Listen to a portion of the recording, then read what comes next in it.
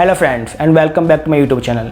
Friend, मेरा नाम है आकाश शर्मा और आज की इस वीडियो में हम बात करेंगे कि किस तरीके से आप डिटेल टारगेटिंग कर सकते हो फेसबुक के अंदर। So friend, basically detail targeting होती क्या है? ये एक टारगेटिंग का ऑप्शन होता है फेसबुक के अंदर, जिसके थ्रू आप जिन लोगों को अपना ऐड दिखाना चाहते हो उस ऑडियंस को आप वहाँ पर टारगेट कर सकते हो। तो अभी मैं चलता हूँ अपनी कंप्यूटर स्क्रीन पर, मैं आपको दिखाता हूँ कि किस तरीके से आप डिटेल टारगेटिंग कर सकते हो अपने फेसबुक एड मैनेजर के अंदर। तो फ्रेंड, हम आ चुके हैं अपने कंप्यूटर स्क्रीन पे और अब मैं दिखाता हूँ किस तरीके से आप डिटेल टारगेटिंग कर सकते हो।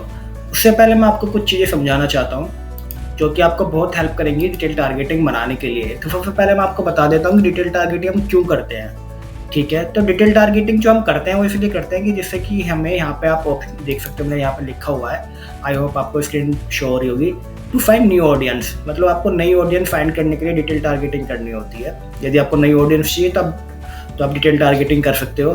विनिंग ऑडियंस फाइंड करने के लिए हम डिटेल टारगेटिंग करते हैं। होता क्या है फ्रेंड, जब आप बहुत बड़ा कैंपेन सेटअप करते हो जिसके अंदर आपके 10 कैंपेन चल रहे होते हैं और एक एक कैंपेन के अंदर 20 एड सेट होते हैं, तो उस कंडीशन में आपको विनिंग ऑडियंस चाहिए होती है कि कौन सी ऑडियंस है जो आपको ज़्यादा कन्वर्जन या सेल निकाल के दे रही है। तो उस कंडीशन में भी हम डिटेल टारगेटिंग का यूज़ करते हैं। कैंपेन को स्केल करने के लिए भी हम डिटेल टारगेटिंग का यूज़ करते हैं। यदि आपको स्पैन बढ़ाना है अपने कैंपेन का तो उस कंडीशन में भी हम डिटेल टारगेटिंग का ही यूज़ करते हैं। यदि आपको क्वालिटी लीड और रिलेटेड ऑडियंस चाहिए तो उस कंडीशन में भी हम डिटेल टारगेटिंग का यूज़ करते हैं, और हाई क्वालिटी लीड्स के लिए भी।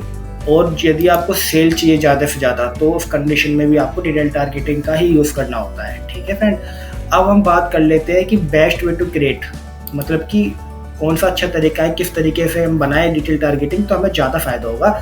देखिए फ्रेंड, यदि आप सिंगल ऑडियंस लेते हो अपनी डिटेल टारगेटिंग के अंदर तो वो ज़्यादा बेनिफिशियल रहती है।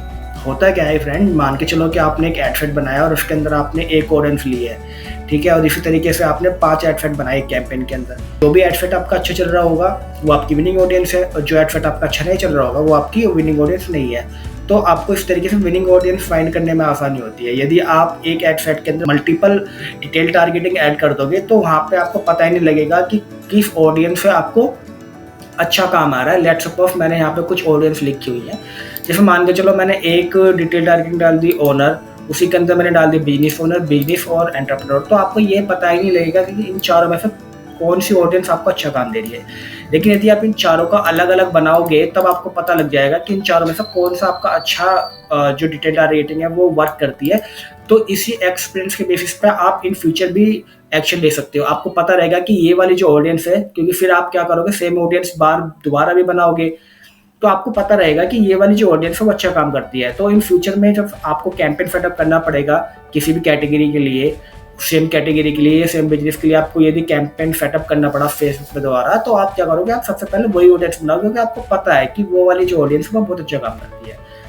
ठीक है, अब आता है कि सबसे ज़्यादा जो बेस्ट ऑडियंस टाइप क्या है। ठीक है, उससे पहले मैं ये बता देता हूँ फ्रेंड, जो साइज मिनिमम होना चाहिए वो कम से कम 1 मिलियन, मतलब 10 लाख के आसपास होना चाहिए। कम से कम 10 लाख एक ऑडियंस का साइज होना चाहिए। वो मैं आपको दिखाता हूँ किस तरीके से मैं कह रहा हूँ। इसके बाद थर्ड जो ऑप्शन है कि किस तरह का टाइप होना चाहिए। ठीक है, बेस्ट ऑडियंस टाइप, मतलब कि किस तरीके से आपको ऑडियंस टारगेट करनी है डिटेल टारगेटिंग के अंदर। तो फ्रेंड, आप जब भी कभी कैंपेन बनाओगे इसके अंदर एड सेट बनाओगे तो सबसे पहले एक आपको ब्रॉड ऑडियंस तो लेनी है। ब्रॉड ऑडियंस के अंदर आपको डिटेल टारगेटिंग ऐड नहीं करनी है, उसमें केवल आप इसी तरीके से जेंडर और लोकेशन बना के आपको छोड़ देना है। और डिटेल टारगेटिंग या फिर कोई भी रिमार्केटिंग की कोई लिस्ट आपको ऐड ऑन नहीं करनी है, वो होती है आपकी ब्रॉड ऑडियंस, वो आपको जरूर बनानी है। ये आपकी हर कंडीशन में अधिकतर बहुत अच्छा परफॉर्म करती है। तो एक तो आपको ये बनानी है। दूसरा, अब मैं एक जो कैंपेन बनाने वाला हूँ वो बनाने वाला हूँ मैं डिजिटल मार्केटिंग का। ठीक है, तो मैंने उसी से रिलेटेड मैं यहाँ पर लोगों को टारगेट कर रहा हूँ। मैंने पहले एक कैंपेन बनाऊंगा जिसके अंदर एक रखूँगा ब्रॉड ऑडियंस, एक रखूँगा ओनर डिटेल टारगेटिंग के अंदर कि वो लोग जो कि ओनर है किसी कंपनी के, दूसरा रखूँगा बिजनेस ओनर, इसी से सिमिलर या कुछ और भी मिलती है तो वो भी मैं रखूँगा। फोर्थ में रखूँगा बिजनेस और फिफ्थ में रखूँगा एंटरप्रेन्योर। तो फ्रेंड, इस तरीके से मैं रखूँगा और उसके ब्याज पर जब मैं कैंपेन चलाऊँगा तो मैं आपको दिखाऊँगा। अभी जब मेरे पास कुछ डेटा आ जाएगा 1 वीक के बाद तो मैं आपको ये भी दिखाऊंगा कि किस तरीके से किस एड सेट पे मुझे अच्छा क्लिक या अच्छे इंप्रेशन या फिर अच्छे कन्वर्जन या सेल आई है। ठीक है, तो इसी तरीके से फिर आप भी कर सकते हो अपने कैंपेन या एड सेट के लिए।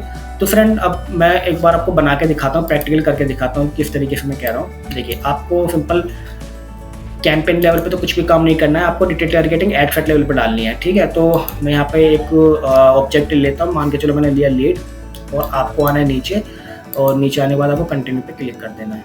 हम मैनुअल लीड कैंपेन बनाएंगे, उसके बाद कंटिन्यू पे आपको हिट करना है।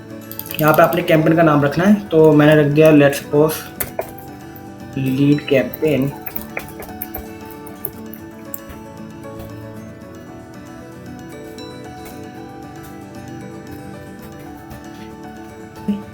फिर मैं नीचे आया और इसका यहाँ पे नेक्स्ट कर दिया। बस इतना ही करना है, यहाँ पे कैंपेन लेवल पे ज़्यादा कुछ नहीं करना होता।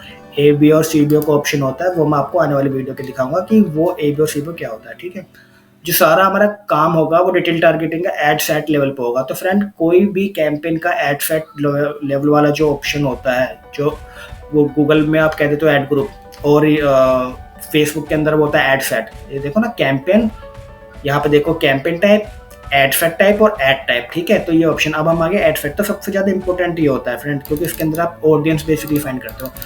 अब देखिए, मैंने आपको बताया था कि मैं ऑडियंस किस तरीके से फाइंड करूंगा। मैंने सबसे पहले जो मुझे ऑडियंस चाहिए फ्रेंड, वो मुझे चाहिए ब्रॉड ऑडियंस।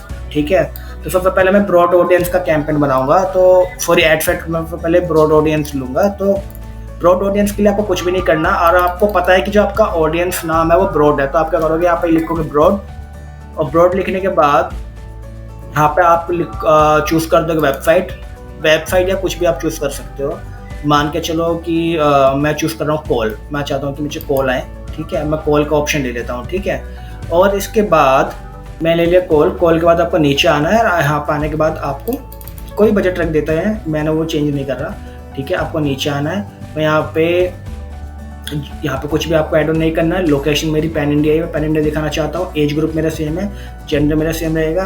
डिटेल टारगेटिंग में यहाँ पे मैं कुछ भी ऐड ऑन नहीं करूँगा, ये मेरी ब्रॉड ऑडियंस है फ्रेंड। ठीक है, ये आपको हमेशा एक बना के रखनी है। फिर यहाँ पे ऐड टाइप में आके आपको ऐड बनाना है, तो मैं यहाँ पे बना रहा हूँ सिंपल इमेज ऐड। तो आप भी फ्रेंड जब भी इमेज ऐड या क्राउडफुल ऐड या वीडियो ऐड कुछ भी बनाओगे, तो आपको यहाँ पे लिखना है, जिससे कि आपको पता रहे कि कौन सा, क्योंकि कभी कभी क्या होता है कि एक ऐड सेट के अंदर मल्टीपल ऐड बनते हैं, इमेज ऐड, क्राउडफुल ऐड, वीडियो ऐड, चेक करने के लिए कि कौन सा ऐड टाइप आपका अच्छा परफॉर्म कर रहा है। ठीक है, तो आपको इस चीज़ का ध्यान रखना है, आप नाम जरूर लिखो हर चीज़ का। तो यह एक इमेज ऐड, मैंने यहाँ पे लिखा इमेज ऐड, और नीचे आना, नीचे आने के बाद यहाँ पे मैं फटाफट ऐड बना देता हूँ। फ्रेंड, यहाँ पे डालना है आपको अपना प्राइमरी टेक्स्ट, तो प्राइमरी टेक्स्ट मैंने पहले से ही लिखा हुआ था। ठीक है, आपको प्राइमरी टेक्स्ट यहाँ पे अपने ऐड ऑन कर देना है, और यहाँ पे आपको इमेज वगैरह फ्रेंड कुछ भी नहीं ऐड ऑन कर रहा। ठीक है, ऐड टाइप किस तरीके से होता है और किस तरीके से बनाते हैं वो मैं आपको आने वाली वीडियो के अंदर बताऊँगा। यहाँ पर कर दूँगा सिंपल मैं पब्लिश, कुछ भी चेंज नहीं कर रहा मैं ऐड के अंदर, केवल डिटेल टारगेटिंग आपको बता रहा हूँ, वो आप अपने आप बना लेना। इमेज ऐड किस तरीके से आपको बनाना है मैंने ऑलरेडी बता रखा है, और आने वाली वीडियो के अंदर डिटेल के अंदर बताऊंगा। ठीक है फ्रेंड, तो ये आपका बन गया। अब मैं आपको दिखाता हूँ और ऑडियंस किस तरीके से आपको बनानी है सेम कैंपेन के अंदर, जो उसका पूरा कॉन्सेप्ट डिटेल टारगेटिंग है वो मैं आपको समझाता हूँ। फ्रेंड, ब्रॉड ऑडियंस आपकी बन चुकी है। अब आपको क्या करना है, जो आपका ऐड टाइप रहेगा, जो आपको ऐड बनाना है, जो आपने इमेज ऐड बनाया होगा, क्राउडफुल ऐड बनाएगा, वो सभी डिटेल टारगेटिंग के अंदर आपको सेम रखना है। ठीक है, डिटेल टारगेटिंग के अंदर आपको सेम रखना है ऐड, बस आपको ऑडियंस चेंज करनी है। तो जैसे ये वाला ब्रॉड ऑडियंस थी, अब केवल मैं बनाऊंगा बिजनेस ओनर की या फिर ओनर की। ठीक है, और इसको मैं करता हूँ डुप्लीकेट करने के लिए फ्रेंड आपको करना है कंट्रोल डी। अब हम बनाएंगे ओनर की, ऐसे लोग जो कि ओनर है, किसी कंपनी को हम चला रहे हैं। यहाँ पे मैं कुछ भी चेंज नहीं करता हूँ, मैं सिंपल आता हूँ डिटेल टारगेटिंग में, यहाँ पर लिखता हूँ ओनर। तो देखिए ओनर्स में ये रहे, तो जो बेसिकली ओनर्स है अब उनको वो हमारे लिस्ट के अंदर ऐड ऑन हो जाएंगे फ्रेंड। और जो मैं बात कर रहा था फैज की, देखो ये रहा फैज, ये मिलियन से ज़्यादा है। ठीक है, तो आपको इस चीज़ का ध्यान रखना है कि आपका जो ऑडियंस फैज है वो 1 मिलियन से ज़्यादा होना चाहिए। तो उस कंडीशन में आपको रीच और इम्प्रेशन कम बजट के अंदर ज़्यादा आ जाते हैं। ठीक है, आपका जो बेसिकली ऐड है वो अच्छा परफॉर्म करता है। तो इस तरीके से मैंने बना दिया ओनर का। ठीक है, और यहाँ पर मैंने नाम लिख दिया ओनर, मैं कर देता हूँ पब्लिश। फ्रेंड, ऐड के अंदर मैंने कुछ भी चेंज नहीं करा क्योंकि ऐड आपका सेम रहेगा। ठीक है, अब इसी तरीके से मैं अलग अलग जो ऑडियंस है वो भी बना देता हूँ फटाफट। एक और बना के दिखाता हूँ मैं आपको, बिजनेस ओनर की या किसी भी कोई और भी बिजनेस या एंटरप्रेन्योर की, जो भी मेरे को अभी ठीक लगेगी। बाकी की आपको अपने बिजनेस के अकॉर्डिंग खुद बनानी है फ्रेंड। ठीक है, और फिर मेरे को बताना है कि इसके चलाने के बाद आपको कैसा रिस्पॉन्स आया। ठीक है, आपको ये जरूर बताना है कमेंट के अंदर आके।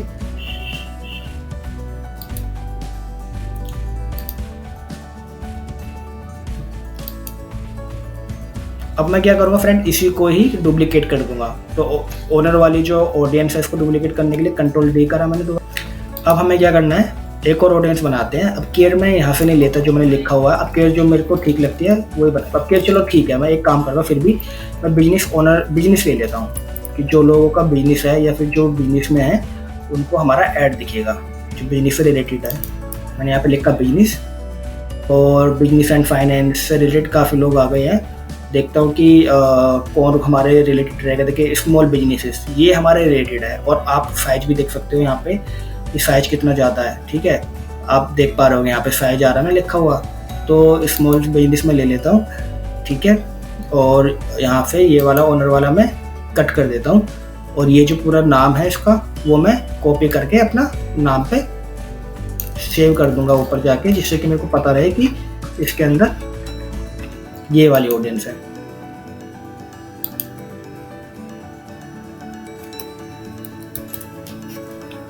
और इसके कर दूंगा पब्लिश।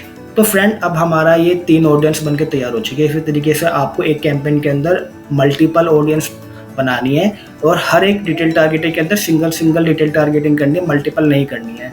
आई होप फ्रेंड आपको वीडियो समझ में आई होगी, कॉन्सेप्ट आपको समझ में आया होगा। यदि वीडियो अच्छी लगे तो लाइक और कमेंट करें, और मेरे को कमेंट में और ये जरूर बताएं कि आपको नेक्स्ट वीडियो किस टॉपिक पे चाहिए। मिलते हैं नेक्स्ट वीडियो के अंदर, बाय बाय।